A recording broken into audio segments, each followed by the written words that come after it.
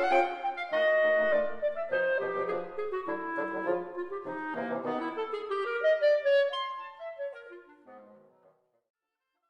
let everybody know, I am Carolyn Hymas from the Alumni Office. I'm the Associate Director, and we are going to be recording this session to send for follow-up for anybody who couldn't join us or just for reference for you guys later. Thank you so much for joining us for our talk, Managing Your Creative Practice Through a Crisis. Before we intro our speaker for the day, I'd like to just share a few of the professional development resources that the Alumnx office offers.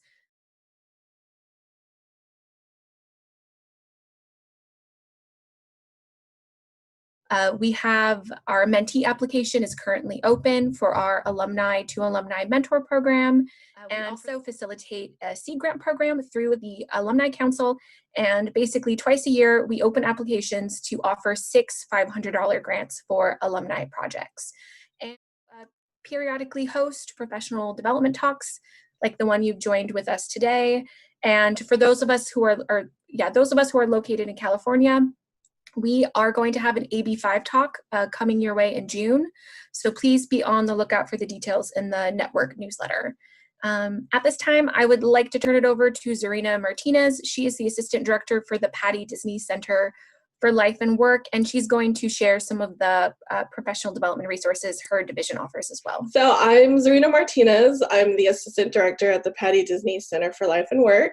And on behalf of my colleagues, Natasha Jones, who is the Life and Work Advisor, and our Director, Bailey Cool, I'd like to share a little bit of information on a resource we just launched, which is Compass. I actually want to see, okay, I can't share my screen, but that's okay. So hopefully many of you have had a chance to log into Compass. It's actually taking the place of Common Space. So this is your new way to connect to employers, search opportunities, learn about upcoming workshops and events, create a public profile. So essentially it's a more interactive job board, much more than Common Space, and it's open to the CalArts community. So through Compass, you can schedule an appointment to speak with any staff member, myself, Bailey, or Natasha. So Bailey would be your best resource for information on Fulbright, entrepreneurship opportunities, and travel grants and fellowships. Natasha advises on resumes, cover letters, CVs, and provides general portfolio guidelines and guidance. She can also help you with interview prep, mock interviews, and in addition to job and internship search assistance. I handle the internship program, so if there are any current students, if you do an internship for academic credit, I would help you out with that process. And if there are any alums in this webinar who are interested in hosting a CalArts student as an intern, I could walk you through that process of how to gather students and essentially create a candidate pool for you. So if you haven't already, please register for your free account. It's compass.calarts.edu. And all the information I just spit out right now, well, in addition to a Compass tutorial, will be included in a follow-up email that Carolyn will send out. But if you have any questions, feel free to email us at clw@calarts.edu. Thanks so much, Serena. They have lots of great services that they can share with the community. And as Serena said, anything that I mentioned and that she mentioned will be included in the follow-up email along with a copy of today's recording. Before we dive into today's talk, I would just like to share a couple of housekeeping items. I'm going to end up turning off all of the mics for the participants in the videos. And if you have any questions, please send them through the chat directly to me. And we will share them with the presenter during Q&A. And the structure for today's talk, we'll have about 45 minutes of talk from Eric, our presenter, and we will have a 15-minute Q&A following. Without further ado, I would like to introduce Eric Holter, who is a creative entrepreneur, author, and podcast host of 5 Minutes on Creative Entrepreneurship. So Eric, thank you so much for joining us today. I'm going to go ahead and turn it over to you. I am very grateful for the opportunity to talk today to you all about some of the lessons that I've learned, some of the hard-earned lessons that I've had to learn over the last several decades as I've managed my creative practices through various downturns and crises. And I want to just start by just asking a general question to think about, a hypothetical question, just about how you're feeling in this crisis. And I would have to imagine that just fear, being uncertain about what's going to happen, would be one of those things. Clearly, there are health concerns that we all might have for ourselves, for loved ones. But with respect to our businesses, with respect to our creative practices, it's probably more the fear of uncertainty, just not knowing what to expect and what's going to happen. I do have a couple poll questions. I think they've already popped up there, so let me explain those real quickly. Yeah, just curious about how many of you all have experienced any loss of work during the shutdown already, and then also just a little bit about who you are, whether you're doing a solo practice or part of a firm or running a firm. So if you want to answer those questions as I'm going, that'll be helpful for me as I'm going through some of the presentation. So that the fear of uncertainty is certainly something that we all expect and are dealing with. And one of my hopes in this session is just to alleviate some of that by talking about some of the things that you can expect, some of the things that are likely to follow in a crisis. And so I want to start with a little bit of the history of what I have managed my firms through. The first, I started my company, my original firm, back in 1995. Before that, I was a freelance illustrator and a freelance graphic designer. I did some letterpress printing and wood engraving. But my first company that I started was back in 1995. It was a web development firm called Newfangled. And back then, if you were a web developer, there was plenty of work to be had and not a lot of people to do it. So my company grew very quickly.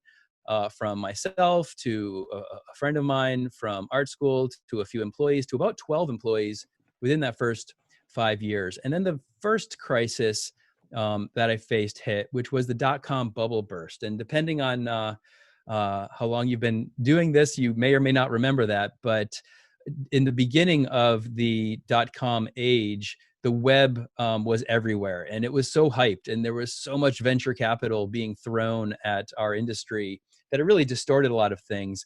And after about 5 years, when a lot of those early .com started to go belly up, everyone got cool on the web.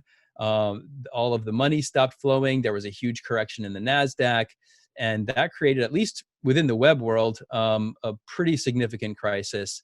And that was my first taste that I needed to learn how to manage my company and take care of my employees better than I had been doing. The second crisis, obviously, which was right on the heels of the dot-com bubble burst, was 9/11. And that was certainly a very sudden shock, a major impact for everybody.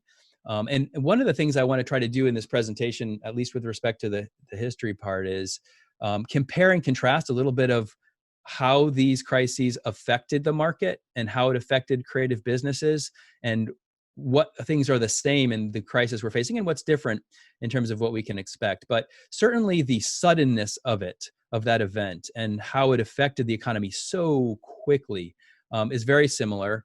In our situation, we might have seen it coming a little bit, but the decision to shut things down, that was really sudden.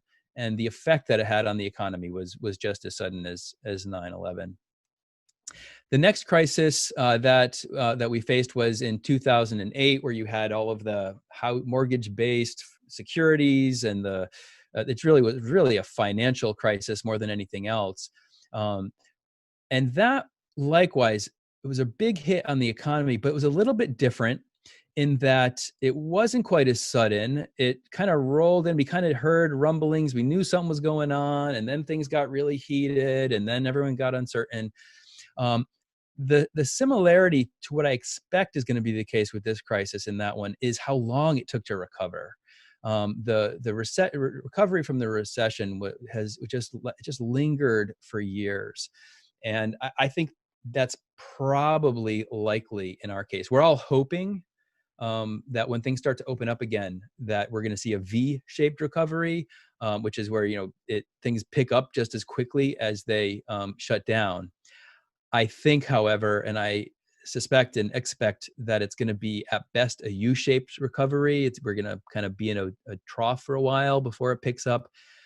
I'm personally planning that it's going to be more of an L-shaped recovery, that it's going to be more like 2008, where it could take years for things to rebound. So with respect to this crisis, obviously this is different. This is a health crisis. COVID-19 is the cause, and the health aspects are just one side of the crisis. But the piece that we need to contend with as business owners and people affected by professional creative practices, the effect is the economic slowdown that is going to follow and is following, based on the decisions that have been made and the effects, the things that we've had to do to respond to the actual cause. So it's this effect, it's the decisions effect on the economy that we now have to contend with as business owners. When things get shut down, as they have, and things are closed, these things affect the entire economy. The economy is an incredibly vast web of connections, and everyone is connected to it in one way or the other. So while we all feel it at different ways and different times, so if you were a restaurant owner, you would already be absolutely in the thick of how is your business going to be affected. If you worked at a restaurant, you'd be thinking, am I going to have a job to come back to?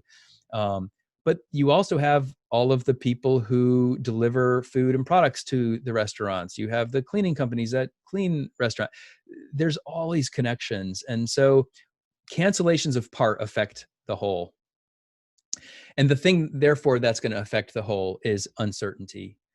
When people don't know what to expect, and we're all in this boat, which is part of why we're doing this webinar, we all seize up in our decision making. We don't want to make any big commitments. We want to be very careful and cautious. And it's that uncertainty. It's the uncertainty that your clients all have. That's really what we're contending with. And the way that that's going to be expressed, the way that you're going to feel that, is a pause or a delay in those spending decisions. And based on the polling, I can see probably a lot of you are already seeing that happen. Clients either paused existing projects or didn't go forward on projects they were about to get started with. And that is how we feel the effects of this crisis. Your pipeline is going to slow down and even probably stop for a good number of months. So while you might have projects going, I know for my firm Cuberis, we have a couple projects going, and fortunately those did not stop. So I'm grateful for that. But I'm really concerned about when these projects are done in June, July. Now what's going to happen? Everything I had in my pipeline leading up to that I might have been expecting to start, I have to assume those are not starting. Anything in my pipeline, I have to assume may or may not ever pick back up again. But that's what we need to be watching. It's the pipeline. And because of this, the real effect that we're going to feel from this crisis is going to be months later. One huge takeaway from this webinar is understanding that all of us in the creative arts, creative communications, the marketing industry, we are a lagging indicator of the economy. We're always a lagging indicator, which means we're not as affected as restaurants are right now. Some of us might be feeling it, but not to that extent. So even the immediacy and the issues that have happened, we're not feeling it now the way other people are. But we're going to in a few months when that pipeline doesn't come through, when some projects get paused or stopped, when clients stop making decisions because of uncertainty. We're going to feel it then. And more importantly, we also lag in the recovery. And this is what's so important to understand. However the recovery happens, whether it's V, U, or L-shaped, we are going to be on the far end of that. So we're going to have to wait for our clients to all recover, get confidence, start making decisions again, recoup their losses. Only then are they going to begin to think about how they will start spending their marketing budgets. So we might not feel it as bad now, but we're going to feel it worse on the tail end. We're a lagging indicator. We'll recover after everyone else. So we have to plan now for what we're going to be experiencing in months and years to come. We have to act now in order to prepare ourselves for what we're going to be facing in the coming months, possibly even years. 9/11, it was at least a 2 to 3 year recovery. At 208, 4, 5, 6 year recovery. We are probably in for something like that. So that's bad news. That doesn't sound like great news, but there is actually some really good news. There, believe it or not, some real positive effects this can have on your creative practice. So I want to actually start there. I want to talk about the things that you can do so that you don't waste the opportunities that really are before you in this crisis. One of the things might not sound like a good thing, but the pain that is involved in facing a crisis like this, it will increase the clarity that you have about your business, about how you're running your creative practice as a business. And that pain is going to expose weak spots in your business. When things are trucking along, when everything is great, when you have plenty of work, it glosses over a lot of ways in which we aren't managing our companies, managing our practices very well. So the pain involved in a crisis like this, the effect that's going to have on your business, it's going to expose all of those things. If there are areas in how you're managing your money, or how you're managing your projects, or how you're managing your marketing that were weak, it's going to show up big time, and it's going to give you an opportunity to fix it. It's going to underscore for you how important it is to manage the business side of what you do well at all times. And so while that's a painful lesson to learn, we'd rather, maybe learn it a different way. Crises like these, trials like these, they really do expose those weak spots, and we can give attention to them and in the end up better for it. Another thing that it will do is it's going to demand an increase in the efficiency of how you run your practice, from your creative process to your administrative aspects. Everything about what you do, you are going to have to look for ways to be more efficient and how to make the most of the projects that you do have and minimize the overhead in what you do. So it's going to force you to do all of these things, which are good effects that they will have ultimately on your business. Another upside, and this is a little bit difficult, is that there is in business, in competition, a survival of the fittest.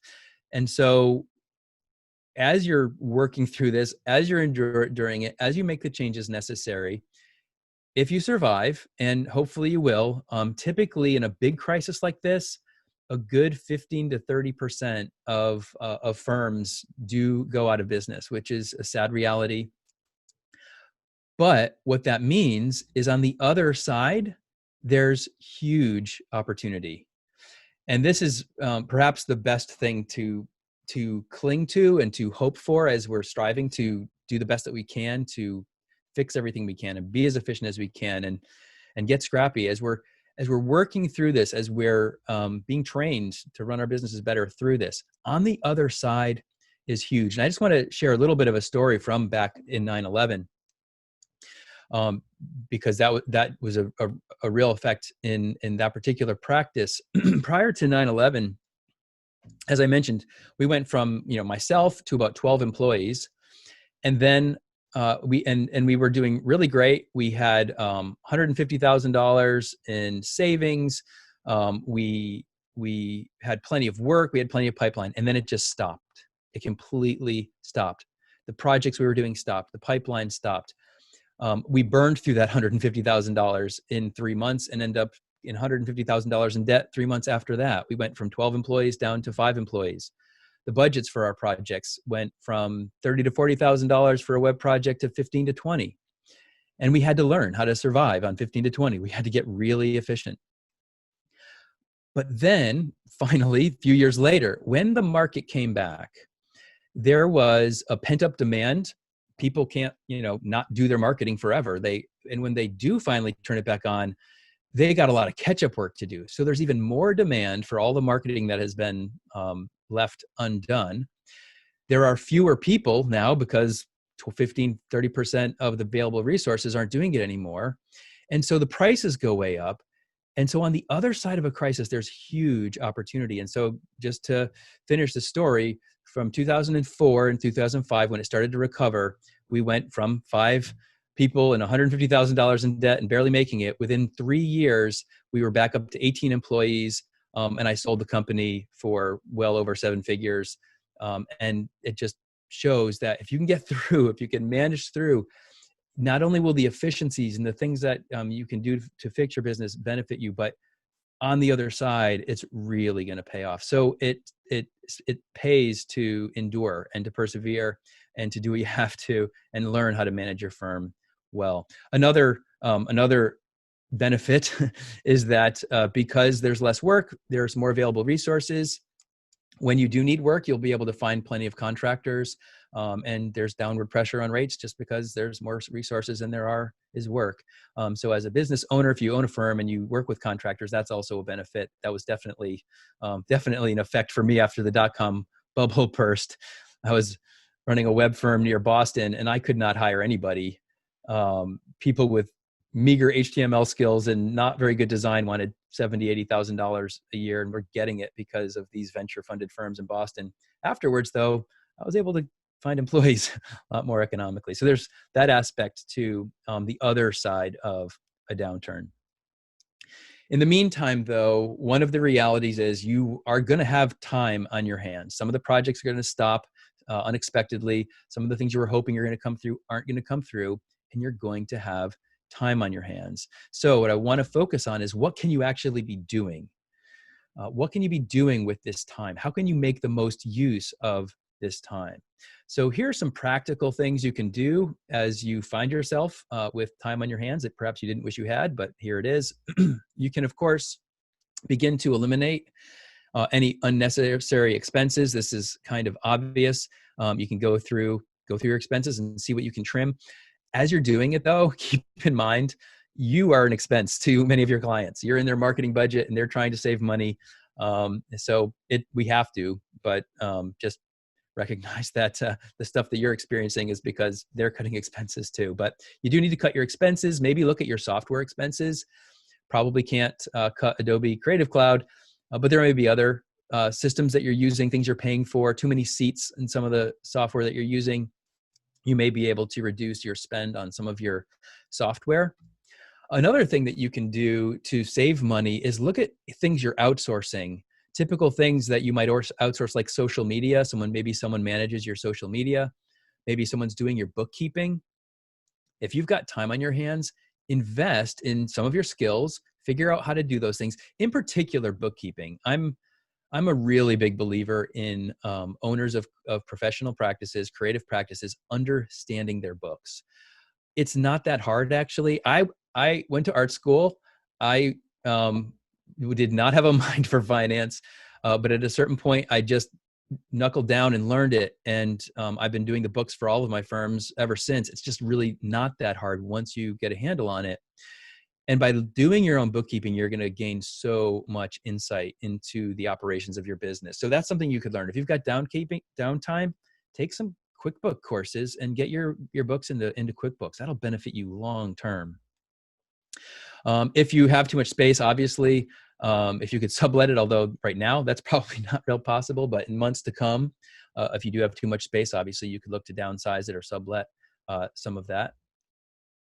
A few other things that you can do is to look at your systems, your processes, maybe some of your documents, and see how you might be able to refine them. For example, I go back and look at my proposal templates every once in a while, and I realize, man, this thing is becoming bloated. It's filled with all sorts of language that I put in there because maybe we got burned on a project and we needed to put in a clause about one thing or another. And it just gets so bloated. Looking at your proposal templates, slimming them down and thinking about them, how can they be a part of our strategic sales process and not just a bloated document that we use to respond to RFPs and requests for estimates and quotes.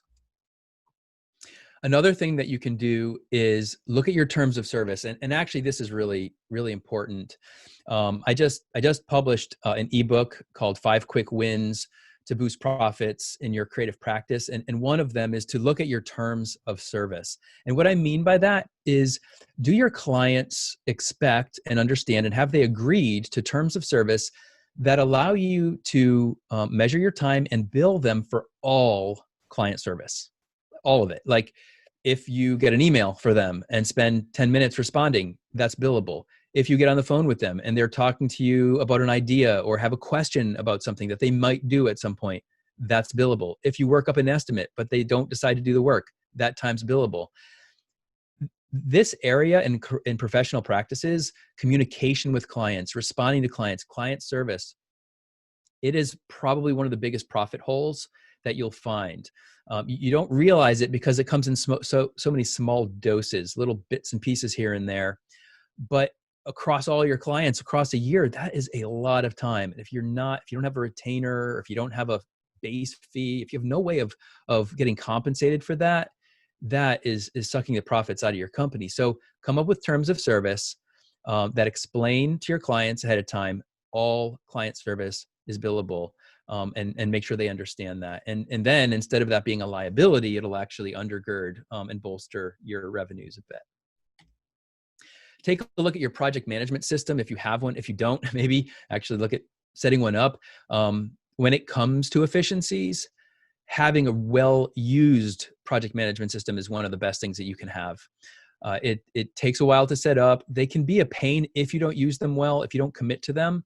But once you do, keeping all of your communications in one place, having all of your assets in one place, having project schedules and task lists, it really can improve your efficiencies. And since you're going to need to improve your efficiencies, investing some of your downtime in setting up or cleaning up, refining your project management system is a great use of time. You should also review the time that you've spent on all of your past projects. I'm also a huge believer in creative practices measuring all of the time that they're at work, not just time that you're going to bill on a project, but all of your time, all of your overhead time, your administrative time, your financial time, your marketing time. Keep it all. And then when you have downtime like this, go back and mine that data. Look at the patterns. Figure out where you're spending more time than you thought. If you don't have that data, then definitely spend some time getting that set up, get a good time management system. I recommend Harvest for a bunch of reasons. I think it's a great system. But definitely start tracking your time. And if you've been tracking it, review it, look at it. It doesn't do a whole lot of good to keep track of your time if you're not gonna review it. Definitely take a look at your budget and your expenses, like I said earlier, but just overall, is your operating budget realistic? Does it reflect reality? Is it keeping up with your actual expenses? Take a look at your profit and loss statement. If you're in QuickBooks, if not, get into it.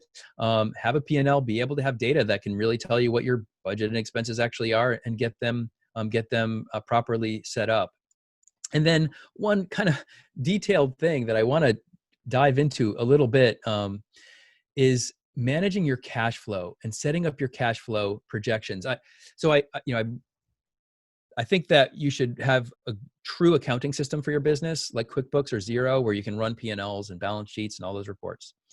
But if you don't, there is one thing you could be doing, which in some ways is even more important to have than those reports, and that's your cash flow projections. And I want to show you a sample. And like I said, I'm going to go into this in just a little bit of detail because it's so critical. This is a cash flow projection Google Doc that I've created. And if you'd like to use it on my website under resources, there's a link that it'll create a copy of this Google Doc into your Google Docs, and you can use it to start from. What it does is it takes your revenue, when you expect to receive your revenue, and it lines it up along your expenses. So just quickly going over this, you'll see there's a January, February, March tab. And in each of those columns are the invoices, not when you send them, but when you realistically expect to receive them. And that's really important. Putting your invoices, putting your receivables in a column where you actually expect to get paid. That's your cash flow, your revenue forecast, when you expect the revenue to come in. Then in another tab, you have your expenses laid out. And again, each of these is lined up month by month, and they represent all the various expenses that you're going to incur over that period of time. And you bring those things together. So you'll notice on the top of the spreadsheet, you've got whatever cash you have currently in the bank. You have all of the projected receivables for that month, minus the expenses. I have expenses broken up a couple of different ways. I won't go into that now. Though I will say, on my website, there's a video training, set of video training materials that I've produced. 2 of them are on setting up and maintaining a cash flow worksheet. And I have opened those up publicly. So you have to be a client to access all of those training videos. But those 2 I've made free. So you can access them. Maybe we'll send links out to get to those afterwards. But if you go to the website and you can find those video training documents, and those are free to show you how to do that. But what this does is it shows you what your net is going to be with the revenue you expect to receive, when you expect to receive it, against your expenses. That's your projected cash flow. That's going to show you exactly when you're going to run out of money over against your expenses. And you've got to know this ahead of time in order to make the adjustments to your expenses soon enough. If you wait until you actually have a cash flow crisis to make changes, it's too late. You've already incurred those expenses. You can't adjust. If you see it coming, if you can see 2 months from now, you're in the red and you doesn't look like your pipeline's going to fit, make whatever expense changes you can now to compensate. So this issue of maintaining a cash flow projection, you don't need to have your finances in QuickBooks. You can set this up just based on when you send your invoices and when you expect to get paid and your expenses. There's no reason a business owner can't set something like this up and maintain it. This is your radar. This is your advanced warning system. And you have to have that, particularly now when we're facing a crisis and the struggles that we'll be dealing with. Few more things you can do with your downtime. One is to overhaul your marketing. Now is not the best time to start a marketing campaign. Our marketing, when in a downturn, is going to have less return than it does when everything's going great. But by the same token, you don't want to stop your marketing. You want to keep going. I'll just quickly tell a story back from 2000, from 9/11. I started aggressively marketing right before 9/11, and I continued. I did a monthly email newsletter. Newfangled was a partner to advertising agencies and design firms, and I wrote a monthly newsletter, and I emailed it out, and I built up my email list, and I had a directory from Ad Age, and I worked through it and contacted people, and I built up that list for 3 or 4 years and had meager results. But when things turned back on again, all of those seeds that I'd sown over the years came back gangbusters. That's how our company became so profitable so quickly after when things turned back on again. So you don't want to stop your marketing in a crisis. You want to keep sowing those seeds, but you also don't want to just be completely desperate in your marketing. So if you haven't been marketing, if you don't have a consistent marketing plan, definitely develop one and plan it out and spend time evaluating those plans, maybe adjusting your marketing plan with some of your downtime. This would be a great time to develop content for marketing. When it comes to marketing a creative practice, you're really talking about content marketing. That's the name of the game. That's the best way for creatives to market themselves. But it takes time to write. It takes time to produce video or podcast or what have you. You need to invest time in your content. And if you've got time on your hands, that's a great use of it to build up your content marketing. You may want to refine your social media strategy. I think we tend to just fall into habits with social media, perhaps not very thoughtful or strategic in our use of it. So take a look at that strategy. Make sure that your social media strategy corresponds with your content strategy, that they're complementing each other and they're not just kind of random streams. Here's a very practical thing you could do with your downtime in terms of updating your website, and particularly your portfolio. So one of the things I look at thousands really of creatives' websites almost across the board. When you look at their portfolio, their work page, you get a very nice presentation of rectangular JPEGs of their work. And they're beautiful, usually, great work. But those rectangular JPEGs don't mean anything to a search engine, to Google. You have to write words if you're going to get any boost from organic search engine traffic. So it's worthwhile to write about your work, to take, write 500, 800 words about that piece of work, the process that you went through, the problems that you were solving, a bit about your process and what it took to come to that solution.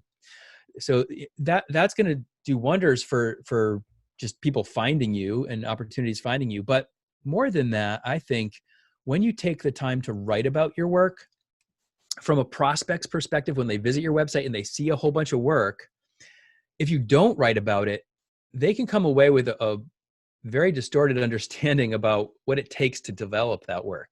If you just show the final project piece after piece after piece, they might think this is magic, that we creatives just throw out these brilliant ideas, and if they get that in sense, then they're going to value your work accordingly. They're going to think it's simple and expect that it's going to be easy and pay for something they think should be easy. We know it's not. It takes a ton of time and thought and thinking and effort.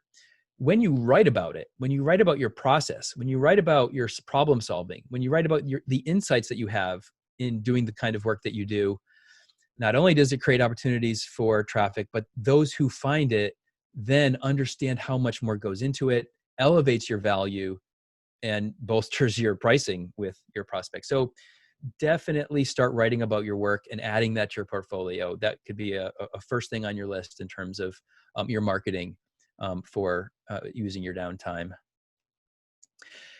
Finally, one thing that you could be doing, some practical stuff, like how do you muscle through? How do you find some work to just muscle through this season? You can and make some offers to some of your best clients. Now, I would not recommend this as a broad offer to everyone who comes across your way, to discount your work. But if you made limited time offers to do discount work for your best clients, that's one way that you can sometimes find at least enough work to kind of keep going. And like I said, start with your best clients. Build on the goodwill that you have with your best clients. Maybe there's a project that one of your clients has been talking about for a while. They never have quite gotten around to. Perhaps you can go to them and say, look, I know we've talked about this. I know right now everyone's trying to save money, but maybe, I could definitely use the work right now. And if you would be willing to, have me work on that, I'll work on, a discount of X. And you can even pay me, in slower terms. And that way you'll get this piece you've wanted all this time, and I'll be able to keep busy. Takes a bad situation and turns it into a win for your client, builds on the goodwill that you already have with them, and you hopefully end up with some work to at least keep yourself busy. But don't make that broad to get desperate and scramble with discounts. It can really hurt your reputation and your positioning. It's not worth doing that. But look for limited opportunities and limited time. Tell your client that there's a time clock on that offer, that after a few months when you're busy again, that's off the table. So they know that they need to respond right away. The last thing, and this is a bit theoretical, but reconsidering value pricing. And so what I mean by that, I'm not sure if you're familiar with the term value pricing, but most creatives, they bill by the hour or they bill on fees that are tied to some hourly rate.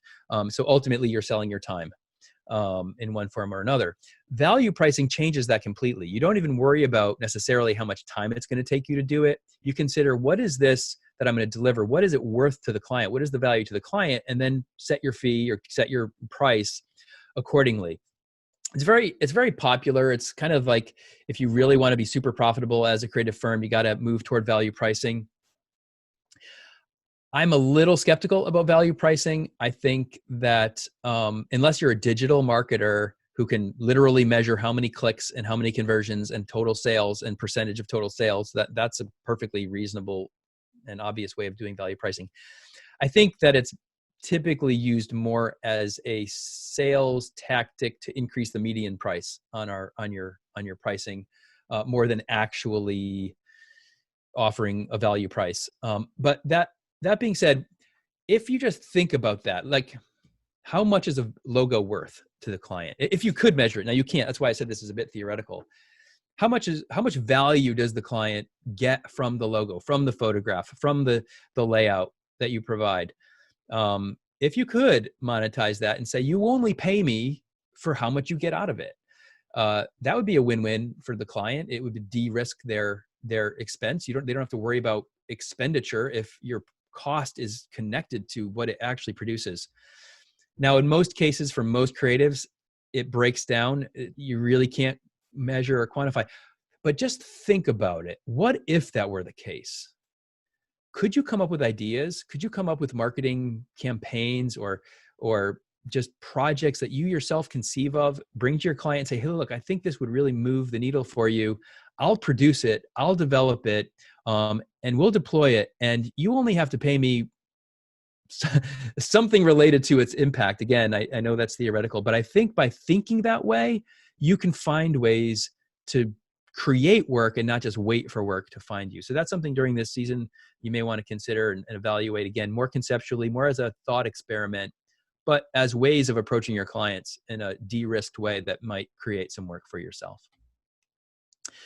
So I want to, as we're getting close to the end here, I want to talk about some of the best practices that can cushion you from future crises, or perhaps say it another way, things you should have been doing all along. What are some of the benchmarks that you should be following, some things that you should be using as standards in managing a creative business, so that when crises like this happen, you're well situated and ready to endure it? And the first thing is to establish a standard of a 15 to 20% profit margin on all of your work. And that's actually like very minimum. I would recommend 25, 30, 40% profit margin goals. But at the end of the day, after you factored in all of your overhead and all of your time and all of your expenses, over and above just getting paid for your hourly rate, and that you can only do this obviously if you're billing by fee or value pricing. If you're billing hourly rate, you have to build this margin into your rate. But aim for that 15 to 20% profit margin. And with that, as people say, build up a 3 to 6 month cash reserve of your operating expenses. And at least that. Honestly, like things like 9/11, that we had a 3-month reserve and we burned through it in 3 months. Frankly, 6 months would not have been enough. But at least that. Make sure you have at least that kind of buffer. So aim for that profit margin and then use that profit margin to fill up that cash reserve. In order to achieve that kind of profit margin, you're going to have a very realistic understanding about the cap on your productive utilization. So when you think about your rates and your fees and you're figuring out how much you need to charge, as you're working all that out, don't assume that you're going to ever be able to go beyond 60% utilization. In other words, of all the hours you work in your business, 60% are going to be billable. That might seem low to you, but actually, if you measure all your time, if you actually keep your time records and evaluate it, you'll probably find it's actually really difficult to get that high of a utilization. Usually, people, creative entrepreneurs, they will just work extra hard when they have work and then spend extra time on the weekends to do the stuff they need to do. And on top of it, they neglect a lot of the things they really should be doing, like marketing, for example, that can keep them on a steady rate, just being steady in their business and operating in their finances and their pipeline. So they're neglecting some of that work. They're working on weekends.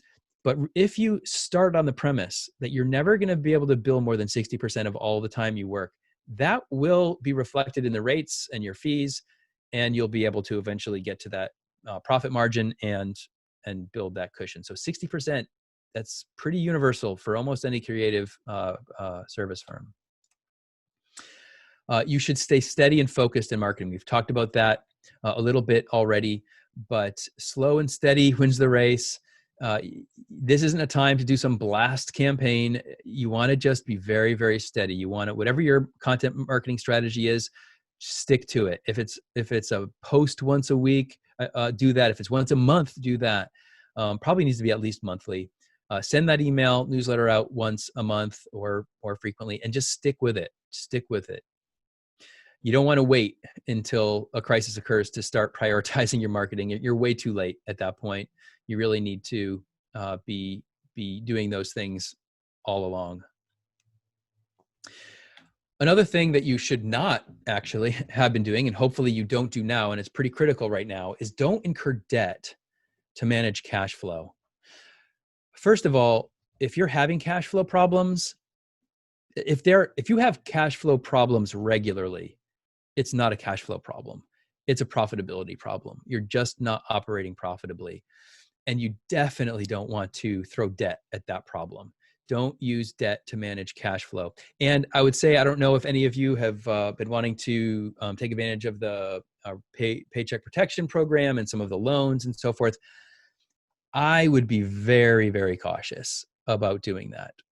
First of all, when you look at the terms carefully, in most cases, I think people who take those, what they're thinking of as grants, hoping to be grants, they're very likely to convert to the loan at 5% interest payable in 2 years. Only 25% can be used on anything other than employee salaries. If you take it, just assume it's a loan and take it on that basis. But if it's a loan, be very careful, particularly with this debt instrument. If it ends up being that, I'm worried about it because I think it's incentivizing companies to hold on to their employees, which is a good thing. That's what it's meant for. But if you're a business owner and you don't have revenue, you can't keep your employees, and it's not going to make it go away. And in fact, if you take it and now you know it's going to turn into a loan, unless you keep your employees, you're going to be inclined to keep them longer perhaps than you should have, which will create an even bigger problem. And then you're just going to have more expense, deeper hole, a loan on top of it, trying to recover on the other side of a long-term recovery. Be very, very careful with debt in a crisis like this. Do everything you can to avoid it. If you need to do it, own it as debt, recognize it, and be very careful. When you look at your compensation, whether you're just paying yourself out of your fees or employees, don't spend more than 50% of all of your revenue, your net revenue, on compensation. If you are, then you're just putting too much into that area. You're not allowing for a large enough profit margin, and it's going to end up overwhelming your cash flow eventually. Be careful of long-term liabilities, rent and software licenses. Like we said, if you can get shorter term, on your license or software licenses or your rent, those are always advisable. Observing long-term liabilities definitely makes you less flexible to manage a crisis. So just to sum up some of the main points before we do Q&A, this shutdown, the impact is you're going to be feeling it with your time opening up, with projects stopping, with pipeline not coming through, leaving you with time on your hands. When you are paying for your own time, that's costly time. And so if you're going to have to bear that time, then make the most of it. Do everything that you can to be efficient with your time. Do everything you can to make the most of that time because it's so costly. Adjust your expenses. Obviously, that's something that's critical to do. Top of the list for making the most of your time, get that cash flow in order. Get that advanced warning system in front of you, that radar. You need that to manage yourself through the crisis. And don't waste time being anxious. There's a lot to be anxious about. It's easy to be anxious in the face of a crisis like this, but that's a big time waster. Nobody ever was benefited by anxiety. So instead, just take charge. Even if you're just a solopreneur, if you're freelancer, if it's just you, take charge of yourself, set some priorities among all of these things that you can do with your time, and have at it. Don't waste time, and don't waste time being anxious. So let's open up the floor for Q&A. I don't know if anybody has been chatting any as we've been going. Okay, we'll start with the second question that came in. So any advice to switch markets during a crisis, especially if the crisis makes your business obsolete? Yeah. Yes, though I would be cautious. So depending on exactly how obsolete, like I suppose, well, like if your niche is restaurants, maybe that's something you'd want to be concerned about. But even then, there will be a recovery, and people are going to need to know how to come back, how to recover. So if it's completely obsolete, obviously you don't have much of a choice. But if it's just going to be difficult to get through, establishing a new positioning in a new niche, it's extremely hard. It takes a lot of effort. It's if you've already invested a lot of effort and if you established a solid niche, I would be hesitant to abandon it. But if it truly is something that you think is not going to recover at all, then yeah, and that would certainly be a huge priority in using your time. So your content strategy would begin with rebranding, repositioning, and getting all of the content assets that you would need to do that effectively. Okay. All right. So the first question that we received actually was from Lori, and it's, we expect companies that are hiring to cut marketing budgets keep the same or invest more in digital marketing. Where do you see marketing heading in the next 2 to 3 years through this recovery? Mm-hmm. Digital marketing as its own sector, I think, is always pretty safe because of that value pricing proposition. It's so measurable that if it doesn't perform, then people don't keep spending money. And if it is performing, then they'll keep putting money on it. So I don't think that there might be some contraction overall because people are just doing less stuff to begin with. It's contracting, it's a slowdown. And so as a result, there will be less to go around. But I think in the digital marketing space, it's going to be a bit more stable for non-digital, more kind of typical creatives, for photographers, illustrators, graphic designers. I think that's where you're going to feel it more. And so I do feel like that's that in that area where we have to scramble a little bit more. Can you repeat the question again, just with respect to what was it, what they should do as a result, or? Yeah. Okay. So we expect companies that are hiring to cut marketing budgets, keep the same or invest more in digital marketing. Mm-hmm. Where do you see marketing heading in the next 2 to 3 years? Yeah. So I think it's going to move in that direction, but keep in mind that all of the digital strategies at the end of the day do require creative elements to pursue those. So that will go along. There will be opportunities there, and perhaps that might be somewhere to look, aligning with some of these digital marketing companies saying, look, your clients are spending all of this time and money on digital marketing. If you improve the creative product you're using to market with, it's going to increase those, the effects. And so you should hire me as a photographer, as a designer, as a illustrator, because it's going to have that effect. Maybe that whole value pricing hypothetical may work if you approach digital marketers as an avenue for the more core creative products. I have another question from Devo. What percentage of profits go into savings? Right. So I would say almost all of them until you get to that 3 to 6 month buffer. And once you have filled those, then you may save for particular things. Like if there's a big expense you want to make, I'm trying to think of an example, some crazy expensive computer or something, or some advanced photography equipment. You might want to save for those particular things. But I would say as soon as you hit that, you've got your buffer, all of your main categories are funded, and you have that, savings category, that starts to become distribution category.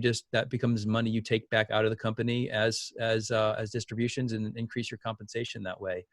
And that's a great, one of the, ways to motivate yourself to save is to recognize that once you fill that bucket, everything you've been putting into that bucket now is going to go into your personal bucket. And hopefully that becomes lucrative for you. That's great. Thanks for the question, Devo, and thanks for the answer, Eric. The next one is, what if your business revolves around live events? Is it better to try to hang on or pivot to another segment? Yeah, I just did an interview with Abby Downing. She works for the Superfan company. Their entire business is working with event organizers and artists and their managers to monetize the events that occur and sell merch and yeah, like they're really, really stuck. And I think they're in for a very, very long recovery, because even when things get turned back on, I think it's going to be a while before we want to go to a crowded concert or venue. So yeah, that's a tough one. So would I pivot away from that? Again, the same applies in that if you've invested a lot, if you're really there, it may be better to just kind of go into semi-hibernation mode and do the best you can to get through. Because again, the flip side of that, when you get through to the other side, things will come back. And in that particular case, if you make it through, if you are still there, there are going to be many fewer competitors. So it kind of, how much have you invested already? How deeply are you embedded in that space? Can you go into hibernation mode? Can you slim down to just the barest necessities and muddle through? Can you find some of these creative ways? Read that article with Abby. She talks about some of the things they're doing to reach out to their clients, to find ways to help them, to make the most of the situation. So, if you're heavily invested and if you can survive it, it's worth it. Because people are going to do it again. We're going to travel again. We're going to go to concerts again. We're going to have fun again. And when it happens, if you're there and maybe you've invested time in gaining some of those digital marketing skills, maybe you've figured out how to do drip campaigns. Maybe you've figured out how to run some of these systems that you can even do more of what you do even better and come out the other side with even more to offer, with more efficiency to a market that's going to be needing resources that have disappeared. So that's the calculus. Can't really answer it in your case. But like I said, unless you think it's totally going away and there's no way you're going to be able to survive it, I would say, try to knuckle down and make it through, because the other side can be fantastic. I'd also like to share one more thing about that. If you're on the performance art side and you have production experience and you can translate that production experience to digital event production experience, there is definitely a market for that. Case in point, we are hosting a digital graduation for the class of 2020. And we just so happen to have a couple of alums who do digital events contact us and say that they would like to help us produce said digital graduation. Without our two alums, I think we would have had a much tougher time producing what we have going on for the digital graduation. So if you're able to help people who are so used to in-person transition to virtual, there could be a market for that too right now. Okay. Eric, how much more time do you have with us? I'm available. So however Okay, cool. you want to go. Okay, so I'll continue on. We have more here. Let's see. Do you think beefing up your brand through website redesign, outreach, giving free help to keep the flow of potential clients, and if so, what percentage of time should be spent, on that kind of outreach during COVID-19? So there's a difference between maintaining a marketing strategy and actually establishing one and getting it rolling. So let's assume you have a marketing strategy, that you have a content strategy, you know who you're reaching out to and what your message is. you know, I would say 15 to 20% of your time is a good general proportion to invest in ongoing marketing efforts once it's set. If you don't have anything set, if you haven't positioned your practice very narrowly, and you haven't nailed that positioning statement, and you don't have the supporting content to validate that positioning statement, and you haven't even thought about what channels you're going to reach out to, it could take, you know, a solid month or more to really work that all the way through and get that reflected in your website and produce some key content to work with and come up with a workflow for using LinkedIn or using other channels to reach out to prospects. So I would say if you have a downturn and you don't have your marketing established already, you know, find a way to get a month and just focus on that and get it done. And once it's done, then, you know, assume probably 15% of your week, maybe half an hour in the morning is getting into LinkedIn and just doing some general prospecting and viewing profiles and connecting with folks. And then maybe another couple hours a week, you're working on an article that you'll send out that week. Something along those lines as a steady, ongoing marketing. Though I'll also add to that, if you're planning out your time, if you're trying to budget your time, 15-20% on marketing, but then remember, hopefully your marketing has an effect and you actually have opportunities which you now have to sell. And selling takes time. So you want to, in terms of organizing your overall budget of time, recognize that if 15 to 20% is marketing, hopefully 5% is just pure sales, meetings with prospects, writing proposals, talking on the phone, and so forth. That's great. Okay, so I'll ask the next one. What stories have you heard where folks can go, or where you've heard of folks that are getting ahead of the pack in their field in terms of strategies during this time? Do you have any like strategy success stories you can share with us?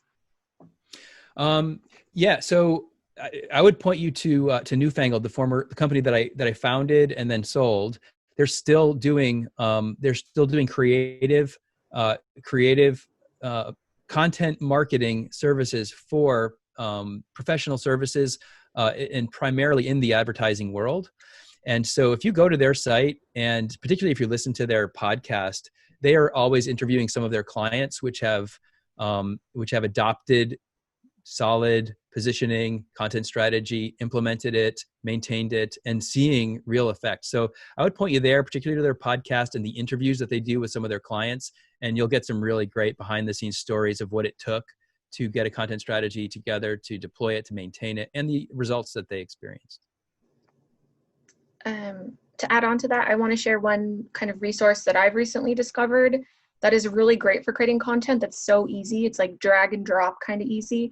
If anybody has used Spark Adobe, it's really great. You can create social media content, you can create videos, you can create like little presentations.